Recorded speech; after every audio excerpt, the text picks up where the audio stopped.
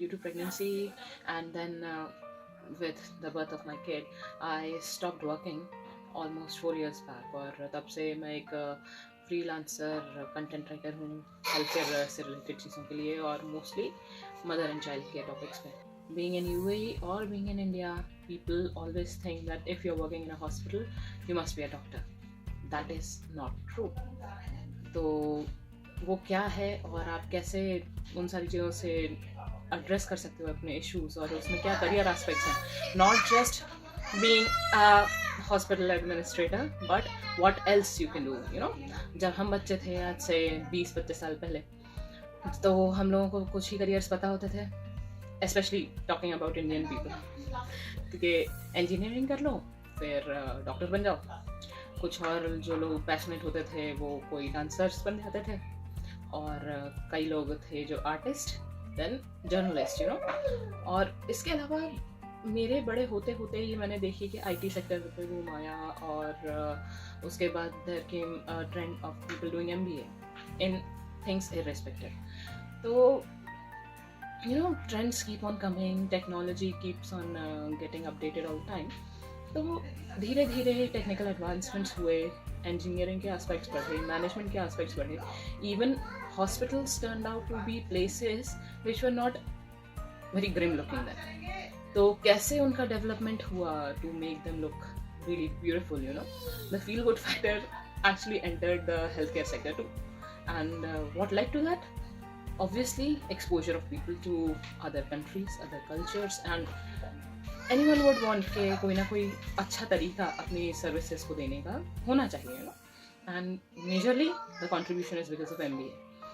तो people were innovative enough, people had ideas, but then came the entrepreneurial thinking. So उसके कारण से इतने changes आए चीज़ों में that still people are not aware of it properly. तो कैसे ये सब चीज़ें शुरू हुई, क्यों शुरू हुई, क्या आप कर सकते हो हॉस्पिटल से रिलेटेड करियर में, उसके बारे में आज का टॉपिक है. और ज़्यादा समय नहीं खाते हुए 2-3 स्ट्रीम्स होती हैं जिनसे आप रिलेट कर सकते हो other than being a medico और अ पैरामेडिकल पर्सन. तो मेडिकल बैकग्राउंड से आप क्या क्या बन सकते हैं वो सभी को पता होता है. एक डॉक्टर्स होते हैं, तो डॉक्टर्स की भी 2 कैटेगरीज होती हैं, लाइक अ सर्जन और अ person who is just there for consultation, checkup and admissions. तो MD होता है और एक MS होती है. ये डिग्री हो गई मतलब मोटे मोटे तौर पे for a lemon, for doctors. दूसरी चीज़ होती है nursing. Nursing is everything related with taking care of patient care, then making them help in rehabilitation and once they are admitted and even during OP procedures or anything. तो उनको आप किस तरह से उनको आप अपनी सर्विसेज दे सकते हैं. तो देन एक और कैटेगरी है जो कि लोगों को नहीं पता होती है, वो कहलाते हैं technicians and phlebotomists are those kind of people जो कि आपके नर्सिंग के अलावा जो कि मशीनरीज को हैंडल करते हैं, वो लोग होते हैं. अब वो उनके क्या कैटेगराइजेशन होते हैं, जैसे कि आप डायग्नोस्टिक्स में जा रहे हो या फिर मतलब डायग्नोस्टिक्स क्या होता है, आपकी रेडियोलॉजी और पैथोलॉजी जो होती है वो चीज़. तो उसमें रेडियो एंड पैथो में क्या लोग होते हैं जो कि आपका एक्सरे कर रहे हैं या आपकी सीटी में आपको बताते हैं कि ऐसा करिए वैसा करिए, इस तरह से होगा. डॉक्टर्स आपको एक्सप्लेन करते हैं कि आपका ये चीज़ों की होना ज़रूरी है. उन सब की इमेजेस कैसे कैप्चर होनी है, वो सब के पैरामीटर्स एक टेक्नीशियन से अच्छी तरह से कोई नहीं जानता. सिमिलरली पैथोलॉजी में भी जो फ्लेबॉटमिस्ट होते हैं जो कि आपका ब्लड निकालते हैं, ठीक है, I am just quoting an example. तो those people are the ones who are trained to do so. क्योंकि थ्रोम्बोसिस होने के चांसेस होते हैं, बहुत इश्यूज हो सकते हैं. तो किस तरह से प्रॉपर मैनर में आपको ब्लड निकालना है, कोई और चीज़ों में बहुत कैटेगराइजेशन होते हैं. अगर आप कोई अच्छी लैब में कभी गए हो ब्लड टेस्ट कराने या फिर ब्लड डोनेशन कैंप में गए हो, so you would know there are a lot of test tubes which are kept with different colored caps. And if you are not from a healthcare background, would be zapped looking at all those things. But these people are so well trained and well versed with all these things that which tube has to get which kind of samples in it. So that thing is also a part of trainings, and there are separate courses for those people to enter into. They are different from nurses. So a nurse will in some places जहाँ इनके roles इतने define नहीं होते, nurses are there to take care of blood drawing and everything, but otherwise nurses and technicians are on a parallel level but on different skill sets in a hospital. तो ये हुआ. उसके बाद एक pharmacist होता है, ये तो आप ऑलरेडी जानते हैं. फार्मेसी यूजुअली इंजीनियरिंग कॉलेजेस में भी होती है, देन नर्सिंग कॉलेजेस का भी पार्ट होती है. Apart from that there comes ये चीज़ें हो गई. उसमें फिर होता है कि भाई जैसे अकाउंट्स के लोग हैं, they are not necessarily from the background of a hospital.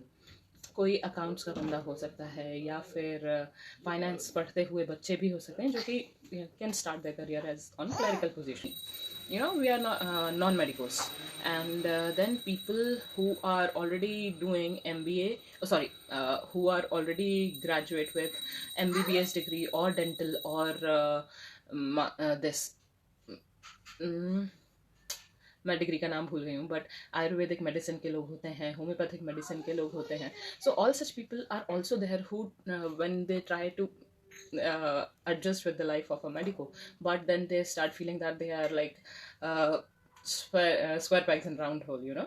So those people who have good qualities in being a linchpin to other people, तो इस तरह के लोग जो कि लोगों की हेल्प करके instead of providing medicinal cure they can talk it out, they are people who are problem solvers. तो उस तरह के लोग यूजुअली फिर मास्टर्स करते हैं इन हॉस्पिटल एडमिनिस्ट्रेशन और से हेल्थ केयर मैनेजमेंट. ये भी दो अलग अलग कैटेगरीज होती हैं मोस्ट ऑफ द टाइम्स. तो हॉस्पिटल एडमिनिस्ट्रेशन अगर आप करें, यस थैंक्स श्रेष्ठ, BHMS and BAMS, so those degrees are there, and if you are pursuing those courses, क्योंकि जब मैं स्कूल में थी हम लोगों को बस ये था कि डॉक्टर बनना है, you know, it's just churned and grinded and put in your mind that if you are a girl you ought to be a doctor. No, those are not the things, and not necessarily that's a piece of cake for everybody. So then I came across my course, and I'm not selling my institution over here, or I'm not just trying to brag about the course I did, but yes, there are a lot of options which we might not know. तो उसमें से एक था MBA in hospital administration. I thought, yeah, why not try it out, but I was least known or say aware about or exposed to what thing or what an atmosphere it is to work in a hospital other than being a doctor. I have seen a lot of people who were doctors, who were family friends of ours, और सब कुछ करते देखा था, पर खुद को नहीं जब मालूम था कि क्या करा जा सकता है. तो then I appeared in this course, then I started training, and then I realized कि there are so vast horizons which we are not aware of. तो उसमें ही हेल्थ केयर मैनेजमेंट या हॉस्पिटल मैनेजमेंट में आप ये सब सीखते हैं कि once you are in a system and you are not a doctor, how can you be of help to people who are coming to a hospital for services? तो उसमें बहुत सारी कैटेगरीज होती हैं in which you can work, and people do not necessarily understand, but it usually starts from ground levels. It's not that you will be asked to sit on a reception or inquire about what services a person wants or what the issue the person is facing, but instead what is asked about is let's start from the scratch. कि hospital के दो categories होती हैं, तीन categories होती हैं, OPs, IP, that is outpatient department, inpatient department, and third is the emergency or the triage in countries other than India. तो इनमें भी अब categorizations because of COVID और भी होने लगे हैं, urgent care, you know. तो as you go inside a particular thing, there are numerous diversifications and verticals within a hospital. आपको अगर patient care services में जाना है, जो कि is nothing different than being a customer relationship manager in a bank or inside any hotel, you know. The people who are there to touch points for you as a patient is unaware of what they have to undergo. So उनमें categorizations होते हैं. The first people are the front desk. Front desk के बाद आप आते हो, front desk में क्या होता है, just one liner is once you enter a hospital, they will ask you for the queries or the issues you are facing. और उसमें आपको बताते हो कि आपको ये सारी चीज़ों की दिक्कत है. सपोज ब्रीदिंग डिफिकल्टी है और फीवर हो रहा है, not at all relating it to corona, but you are having an uneasy feeling. So they will suggest that you can either go to an internal medicine doctor, and then if the doctor refers you to any other place, they will try to understand what issues you're facing, and they will direct you to a pulmonologist if you are having a lot of troubles. So उस तरह के लोग जो कि पहले आपके सबसे पहला point of interaction in a hospital once you land up physically over there. So those are the front office people.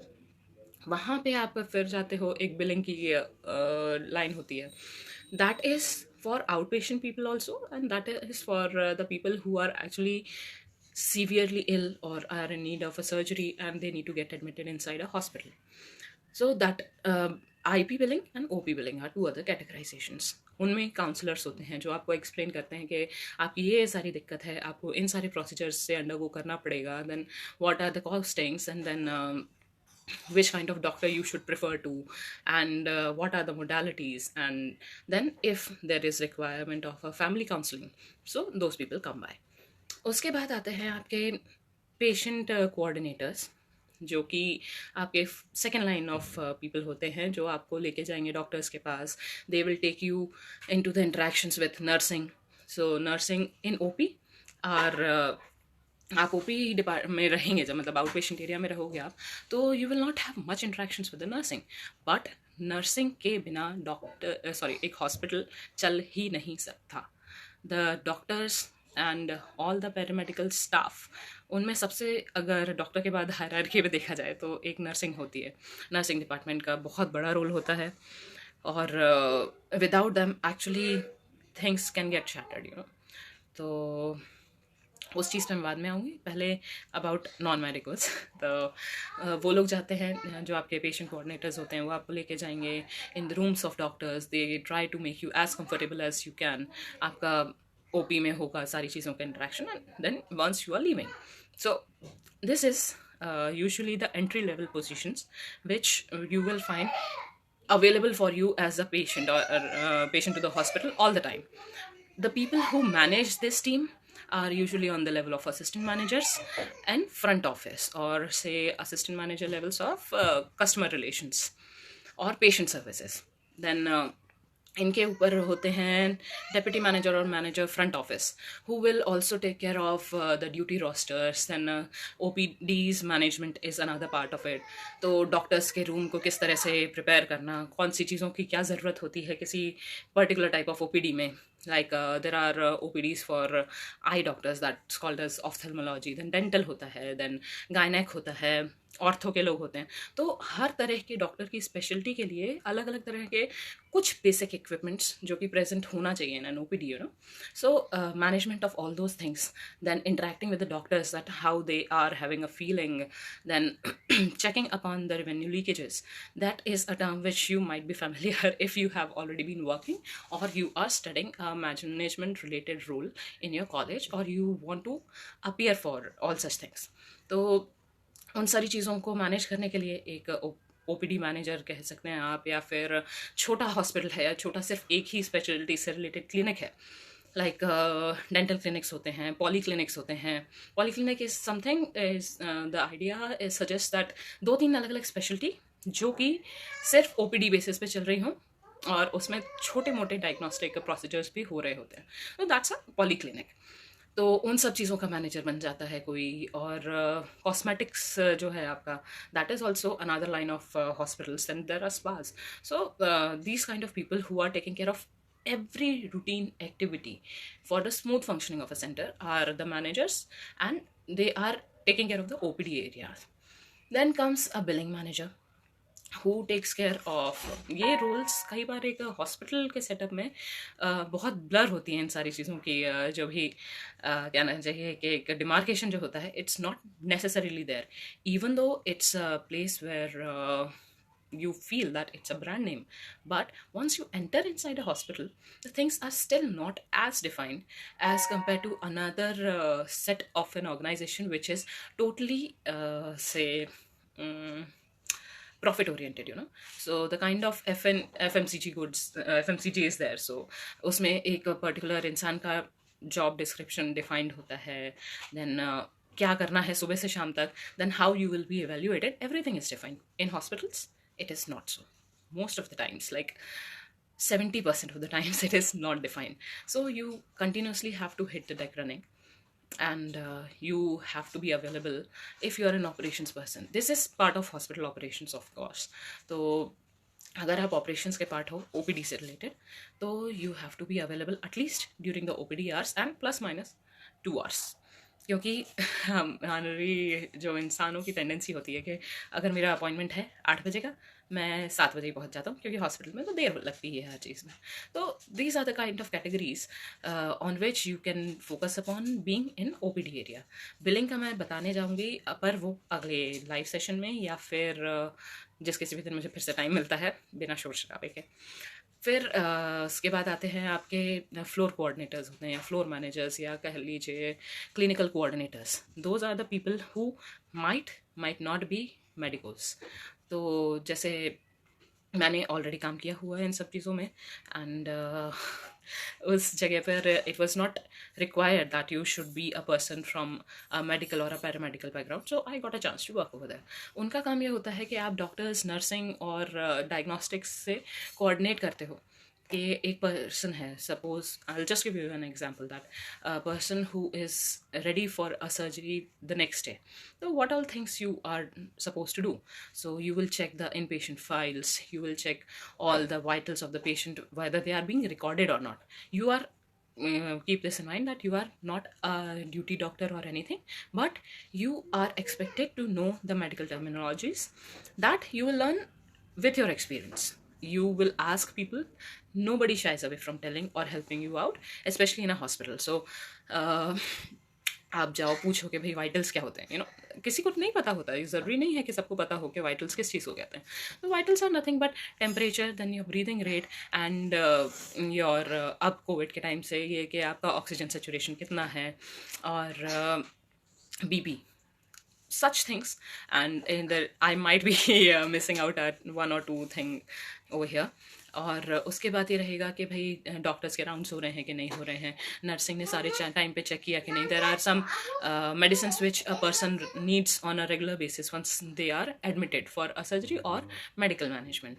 तो वो चीज़ें उनकी प्रॉपर चल रही हैं या नहीं. तो this is like in patient file auditing. तो एक काम ये होता है, इन पेशेंट राउंड्स लेते हो आप, you will see that all the services are going on smoothly और not, the beds are prepared और not. You will ask for the patient about their feedbacks. Then you will see to it that all the medicines are being dispersed on timely basis or not, all the doctor rounds are happening or not. If the patient is having some pain, then how will you take care of it, and if there is requirement of blood, how will you arrange for that. कौन कौन से लोग उन सारी चीज़ों को coordinate करते हैं, इंट्रैक्शन में आते हैं. Like one would be your nursing, then the doctor who has suggested for blood transfusion, and whether you have a blood bank in your hospital or not. If not, then what are the terms and conditions to get the blood done, and what kind of payment modes are there, and how will you require for the blood transfusion, how will you counsel the patient's family for blood transfusion and the procedures involved. And then apart from that, what else you have to do as a floor coordinator is that you can be designated as a floor coordinator or a floor manager or inpatient manager, or like in my past work, people were defined as नाम ही भूल गई, कोई बात नहीं. तो वहाँ पे हर floor की एक मतलब एक पर्टिकुलर स्पेशलिटी के लिए पूरा पूरा फ्लोर ही डेडिकेटेड होता था. तो जो स्पेशलिटी है उन सारी चीज़ों को कहा जाता है सेंटर ऑफ एक्सलेंस. तो इन दो सेंटर का मैनेजर, तो it was like a person who was responsible for the OPs as well as IPs for that area. It was a quite influential, powerful position where you have to not just coordinate with the OPD manager of that area, but the IP manager. So the floor managers can have different categorizations depending upon the complexity of work in a hospital or a clinic. तो किस तरह से उन सब चीज़ों से interact करेंगे आप, that is another thing. And apart from these two, ये मतलब हार्ड कोर ऑपरेशन से रिलेटेड चीज़ें हैं. फिर होता है कि आप बहुत टाइम से अगर हो इन सारी चीज़ों में, तो you know a lot of processes, तो you can go into quality. और quality is related with good kind of quality, patient quality और सर्विस क्वालिटी। इनसे रिलेटेड बातें मैं अब अपने नेक्स्ट चैप्टर में करूँगी, क्योंकि अब मेरा बेटा आ गया है, he is telling me that now it's my time to go, so bye bye. But yes, MBA in hospital administration के बाद आप जब भी एंटर करोगे भी, तो अगर आपके नॉलेज को सबसे पहले टेस्ट किया जाता है, वेदर यू नो थिंग्स और not. If you do not know anything, you will get an entry level position. So you have to, engineering में भी करियर ऑप्शंस होते हैं related with health care hospitals and health care companies. In fact pharmacology से related भी आपके इतने सारे courses होते हैं, जो कि मैं आपको बाय बताऊंगी, but in the next episode of